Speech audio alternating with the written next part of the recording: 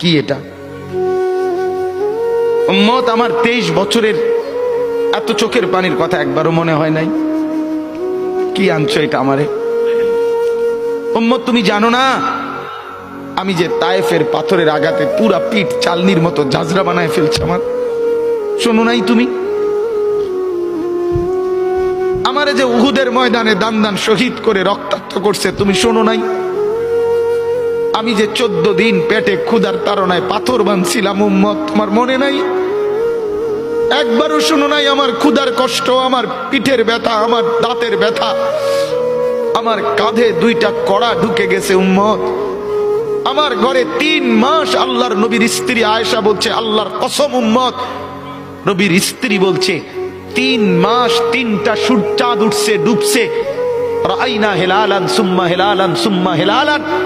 3 চাঁদ 3 মাসে নবীর 9 জন বিবির কারো ঘরে আম্মা জান আয়েশা বলে 1 ফোঁটা চুলায় আগুন জ্বলে নাই। মা আওকাদাত ফি আবিয়াতে রাসূলিল্লাহ নারুন, নবীর একজন বিবির ঘরেও আগুন জ্বলে নাই। আল্লাহর নবীর স্ত্রী আয়েশা একদিন বলছিল নবীকে পিঠে হাত বুলাইয়া, ইয়া রাসূলুল্লাহ, স্বামী আপনার পিঠ ছিদ্র ছিদ্র কেন? পুরা পিঠ চালনির মতো ছিদ্র ছিদ্র কেন? আপনার কি ছোটবেলায় বসন্ত রোগ হয়েছিল, গোটা হয়েছিল?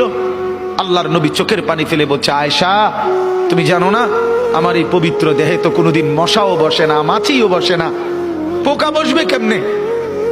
আমার পবিত্র দেহে তো হাঁটলে মেশকের গ্রান বের হয়, আমার পেশাব পায়খানাও তো কোনোদিন জমিনের উপরে 1 সেকেন্ড থাকে না, মাটি ফাঁক করে ভেতরে নিয়ে যায়, সেই আমার গায়ে গোটা হবে কেন? আয়েশা এগুলো আমার তায়েফের পাথরের আঘাতের রক্তের দাগ।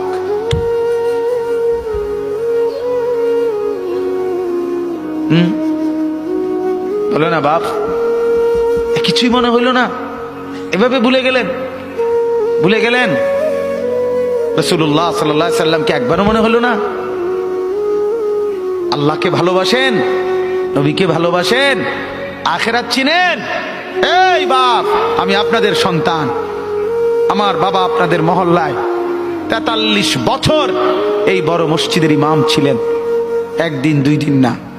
আমি এই মাটিতে বড় হওয়া ছেলে, এই প্রাইমারি স্কুলের ছেলে, এখানেই বড় হয়েছি। এরা সব আমার আপনজন। আমি আমার আপনজনদেরকেই শক্ত করে বললাম, আমি যদি কারো ভাতিজা হই আপনি আমার চাচা, আমি চাই আমার চাচা যেন হয় জান্নাতি।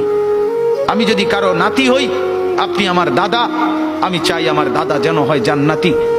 আমি যদি কারো ভাই হই বন্ধু, তো আমি চাই ভাই 2 ভাই মিলে একসাথে হই জান্নাতি।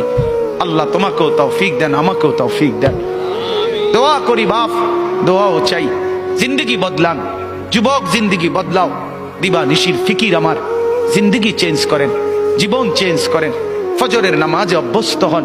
আল্লাহর কসম বন্ধু, ফজরের নামাজ যে পড়বে না সে ইমাম মাহাদিকে খুঁজে পাবে না, সে দাজ্জালের অন্তর্ভুক্ত হবে। এটা হাদিস।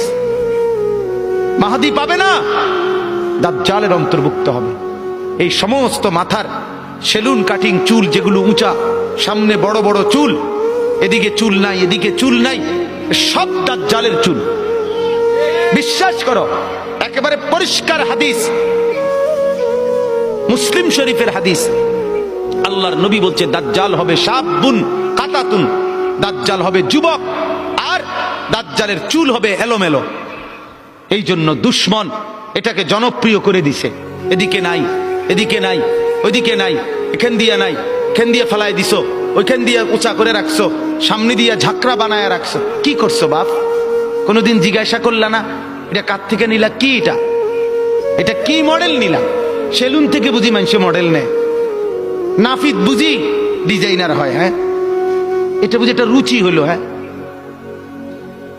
কি পড়লা বন্ধু?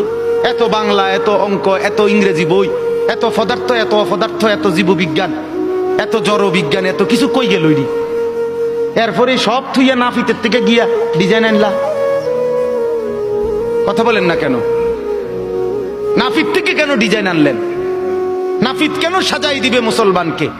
মুসলমানকে সাজাবে তো রাসূলুল্লাহ সাল্লাল্লাহু আলাইহি ওয়াসাল্লাম।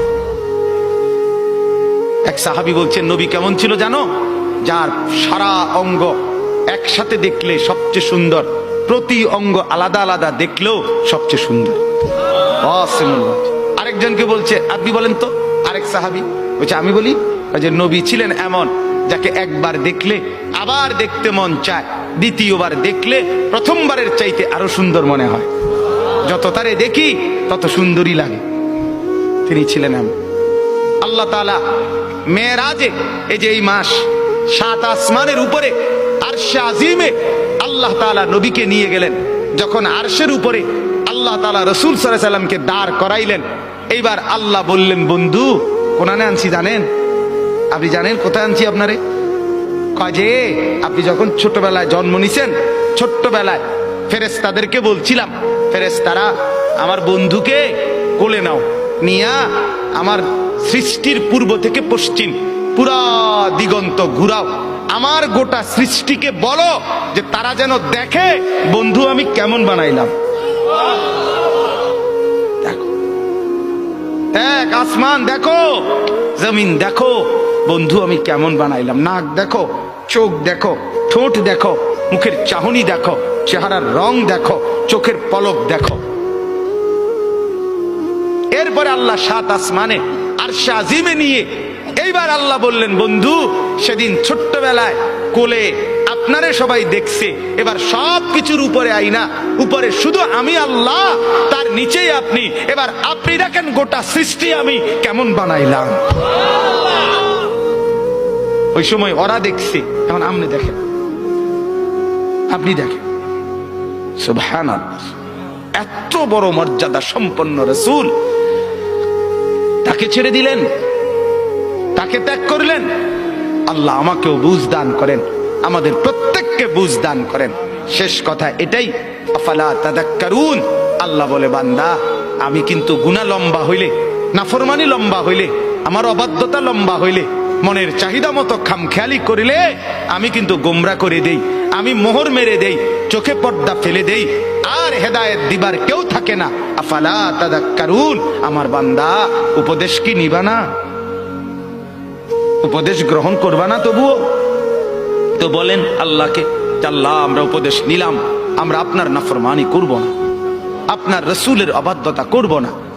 যুবক ভাইয়া, নামাজ পড়ে, নামাজ পড়ে, 5 ওয়াক্ত নামাজ পড়ে, অশ্লীলতা উলঙ্গপনা থেকে, বেহায়াপনা থেকে ছুটেন, নারীর ফাঁদে পড়বেন না, নারীর পিছনে পড়বেন না, অনর্থক কোনো মেয়ের প্রেমে পড়বেন না।